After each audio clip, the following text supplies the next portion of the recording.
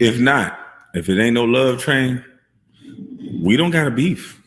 Kwame Brown has been in drama for the past couple of weeks, and I've been talking about it on this channel, but there's still some people who don't know what's going on. If you don't know what's going on, you need to be paying attention. Welcome to Escaping the Echo Chamber.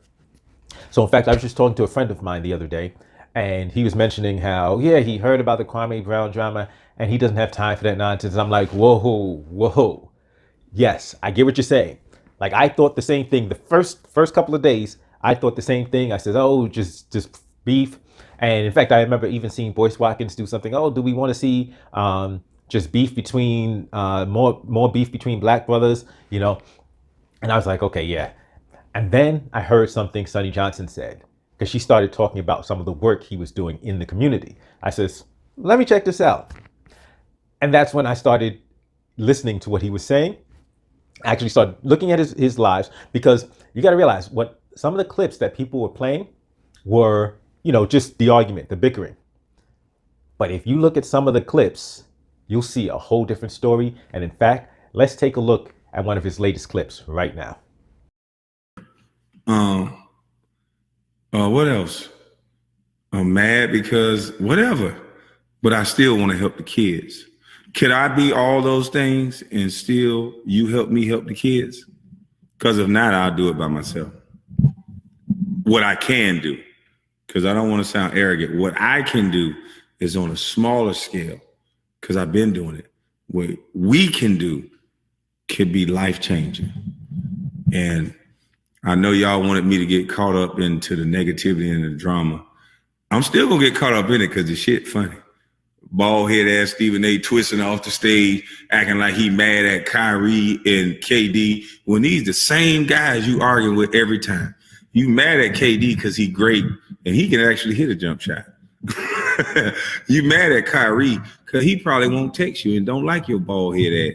So every time you get a chance to talk about these young brothers, you do it. It's sad. I think we need to have KD mama come back up there, slap your ass with one of them mama cooking pot this time, motherfucker. Hell wrong with you. But I think it's time for us to actually start getting together and start actually being together. Instead of talking about it, let's be about it. We don't have to pump our fists up and do all these photo ops. Some of you motherfuckers only charitable when the news stations, when your publicist, when your Instagram going, when your YouTube on, but the numbers still remain the same. Black males are reading at a 4th grade reading level. You're asking women to allow males to lead that can't read, that are lacking in male skills and logic. I got all these men trying to drag me out into the street. I ain't go out into the street in 20 years. You think I'm gonna go now?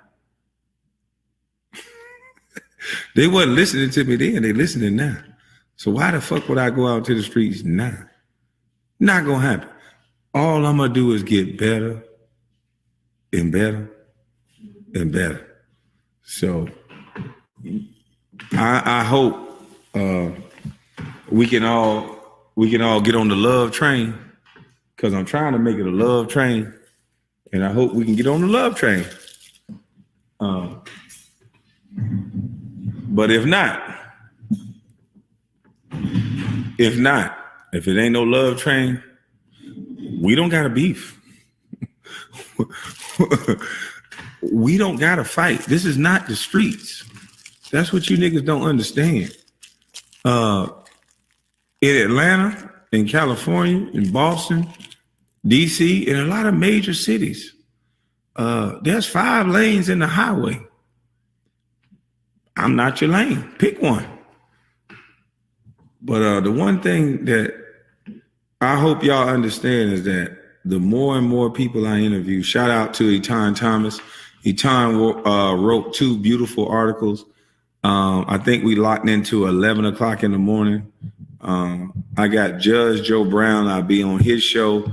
You guys go look up the Judge Joe Brown show with Valerie Davis. I will be on their show at 4 p.m. tomorrow. I also will be talking to Miss Jessica Reed tomorrow at 6:30 to like pregame for our show on Saturday morning. So I've been very busy, but I've been trying to talk to the people that I need to talk to and that I want to talk to. Um, I'm hoping to get Chris Jackson on, and I'm hoping to connect with some of the NBA players that have channels and podcasts. Shout out to Kenyon Martin. Shout out to Ron Artest. Two gentlemen that I respect, that are not yes men, that'll beat your ass, that'll give their opinion their way. I respect men that you're not going to tell them how to talk, how to say. They're going to be honest and let the chips fall where they may. And they don't have to do it in disrespect. They'll just do it with just honesty. And any man should be able to accept that. Men don't look in the mirror and go, I see a stomach. No, it's, oh shit, damn. Nigga, you slacking, nigga. We're gonna work out. And that's how men are supposed to act. So shout out to you two brothers. And I'm pretty sure we're gonna build and we're gonna do some things, because that's what I'm on YouTube for. I'm not on YouTube to strength and argue. I know y'all might not know what strength means, to fight, argue, beef. I'm not on here for that. I'll do that a little bit for the jokes and the kikis and ha-has, but at the end of the day, we all can joke, we all can laugh, we all can spend money, we all got money. A lot of us do, but we could do that and help our future. And there's real numbers that you can look up that can change the future very easily. And I don't know why it took a busty bust to talk about it. And I'm not afraid. Maybe I'm supposed to be scared. Maybe I'm supposed to be all these things. All I've been doing is getting prepared. Realness, connection to me by me doing it this way. I don't know. That's why it's kind of hard for me to think about signing with somebody or something like that, because then they're going to try to tell me what season to put in mama's cooking. And I don't know if mama cooking will taste the same if you telling me what the fuck to do.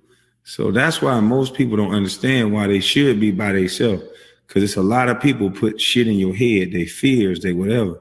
You hang with a bunch of scary ass friends that always talking about what they can't do and what the white man doing and we can't do this in business, then you ain't gonna be able to do it, because they're gonna be telling you that shit. That's why sometimes I go and walk by myself just because I don't want to hear shit you gotta say. I just want to be listening to my music or being quiet, talking to myself, thinking, and therefore I can manifest things out of my mouth that I can get accomplished. I've been talking about this shit years ago.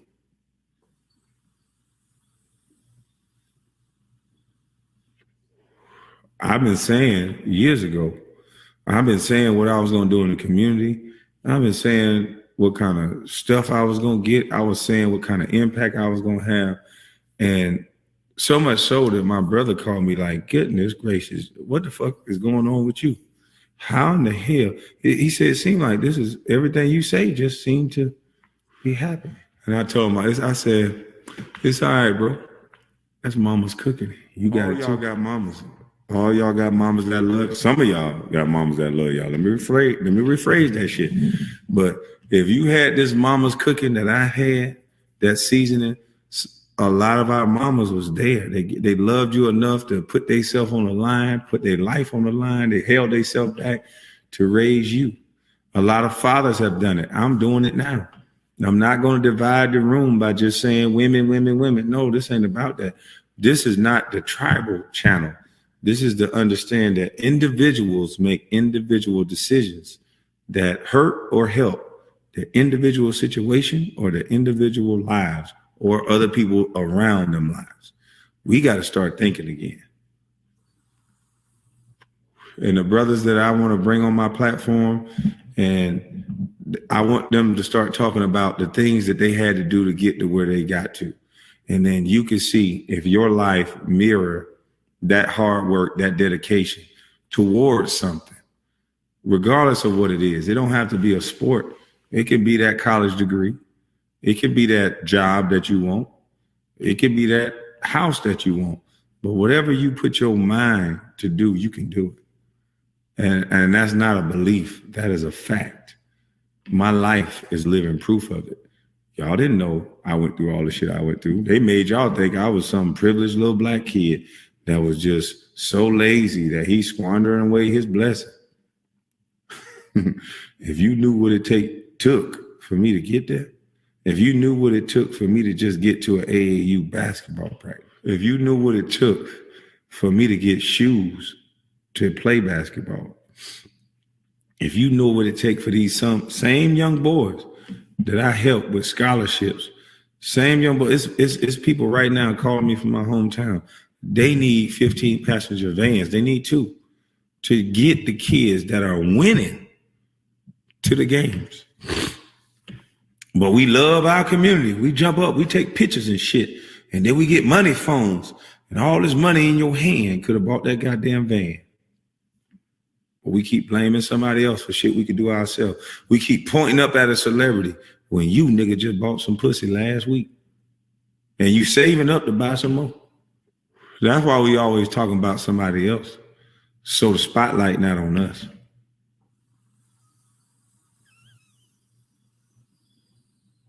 Yeah, and Stephen A, bitch, why was you at them goddamn colleges? Who that was asked me that shit. The chat moving so goddamn fast. King, where you at? King something. Somebody asked me, nigga, why the fuck was you at them colleges, boy? Where are the analytics from you at them goddamn colleges? We want to know this shit. Does every 17, 18-year-old come with that go pro? Do they come with a bitch ass analyst that they can't do what they do and they all go around the colleges and talk about it? Did Tyson Chandler, Sagana, and all these guys, were you going around talking about them too? Because, boy, we got to find out what the fuck you doing to our black young male. Because all of us had great stories that should have been, we all should have been national heroes in America. Black. 3 black males, one from Africa, winning the top 5 of the draft. All y'all focused on is how we played. And some of us didn't even get minutes. I see the new thing is numbers don't lie. Well, it was other numbers, you stupid motherfucker. And you right, they don't lie. They ain't never been a number 1 draft pick, pay these minutes. This is what I'm talking about. This is exactly what I'm talking about. Like, this is not, he did not come to play. So yes, he's doing his bickering, he's doing the drama, the beef, but he's using the beef to spotlight the work. And that's he's marketing, but he's marketing progress. He's marketing positivity. And quite frankly, think about it. It makes sense because you've got the enemy marketing negativity every single day. If we're going to compete with that, then we need to compete with it at the same level and above. So we need to be marketing positivity. We need to be marketing getting along with each other. We need to be marketing progress, education. We need to be marketing the things that are actually going to be beneficial for us as a community, and not just marketing. We need to be marketing it. We need to be doing the work. And so I like what he was talking about there, about actually taking money, putting money in, like actually putting money into, instead of just spending money on frivolous stuff, actually putting money into our communities and doing something that's going to help. And it's amazing because these are the areas of his lives that aren't being widely shared. So it's up to some of us, those of us that are on point, those of us that are concerned with actually doing things and improving community. It's up to us to make sure these messages, this part of his message is getting shared just as much, if not more. Yes, more is being shared even more than the drama. Let the drama draw attention to him. Let the drama draw eyeballs to him. But then we use that leverage to push the message. Because what I'm seeing right now is a shift.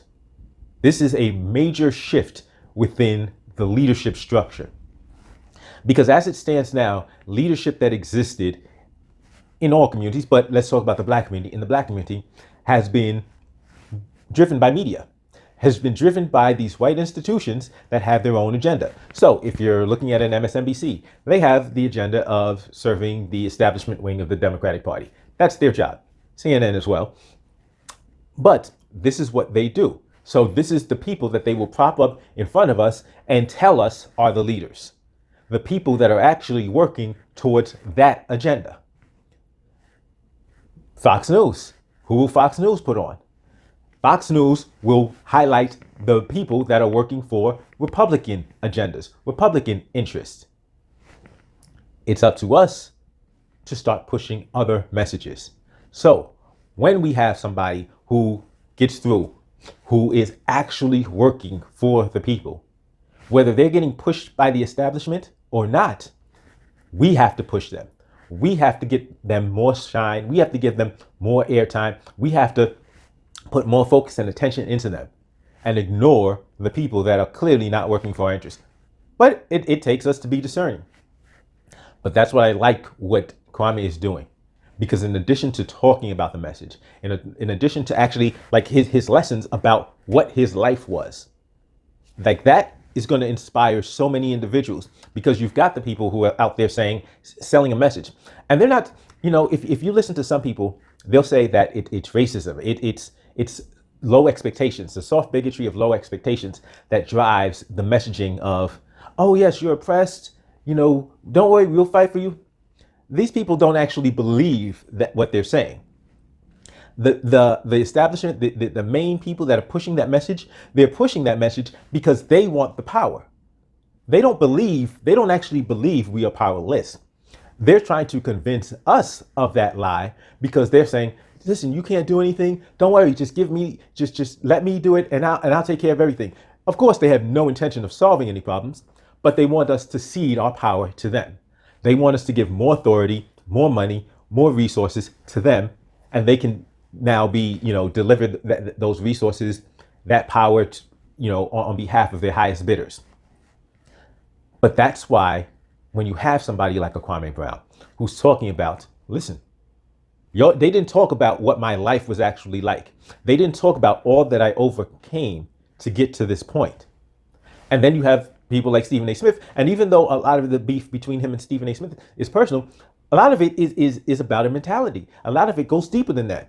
Stephen A. Smith is still pushing this ridiculous nonsense that the worth of this man is based on what his worth was to some scumbag NBA owner. I don't give a damn what the NBA owner wanted or what value he provides to the NBA owner. What value did he provide to his family? What value did he provide to his community? That's the measure of a man. Not what you do for some employer, some scumbag billionaire employer who's some cronyist, who's living off of cronyism, because that's what these owners are. Like these aren't capitalists. They're not even capitalists. No, they're welfare kings. They're living on the vast majority of them are living off the government dole because the government is buying stadiums and arenas for them. And then they so they're socializing the losses and responsibility, but they capitalize the profits, So when you're looking at it in terms of what is he actually doing, what value does he bring to his community, to his family, to his, what that's the measure of a man, instead of looking at how beneficial is he to some scumbag cronyist. I don't give a damn. None of us should. If we're going to watch the game, watch it, enjoy it, cool. I watch LeBron wins, cool. LeBron loses, okay, I know he's upset, but guess what? LeBron's still on his way, well on his way, and very close to $1 billion net worth, very close to it. That's going to be something. And to see what he will do with it, because he's already got his promise school. He's already brought his friends on, using his money to make sure that they're doing things. They're creating agencies and running businesses and corporations. And that's what it's about. It's about ownership. It's about us controlling, not about us getting a seat at somebody else's table, about us creating our own table. But the biggest voices that are out there that are being propped up in front of us as leaders, but they're not leaders, they're misleaders. The biggest voices are actually working. They're employees, and they're trying to get us to do nothing but maintain an employee mindset of just working for somebody else, enriching somebody else, and amassing no power, no control over ourselves and our communities. But that's why I like what Kwame is doing, because he's talking about doing for self, doing for ourselves, doing for our communities, and building something. Never mind what the others are doing. we can handle this. And we should be handling it because that's the way we know it gets done right. As always, if you like what I'm talking about, you like this type of content, if you're about building up community, you're about providing actual solutions, hit that subscribe button now. Also hit the thumbs up button, but hit that subscribe button. Check out some of the other content on the page and tell me if there's things that are that come across your attention that I haven't covered that are about it, individuals that are doing the work, that are out there making a difference, making changes. Let me know so I can cover it and I can let the people know, and we can just, because the time is now. There is a major shift in what's going on and we can make it happen. Thank you for checking out the channel. I'll see you next time.